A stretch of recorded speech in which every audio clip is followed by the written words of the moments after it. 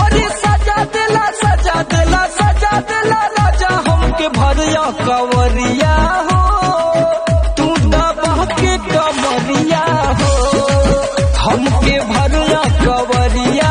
देखी दुनिया बहुत अब दिखाने का नहीं। क्या बोले थे?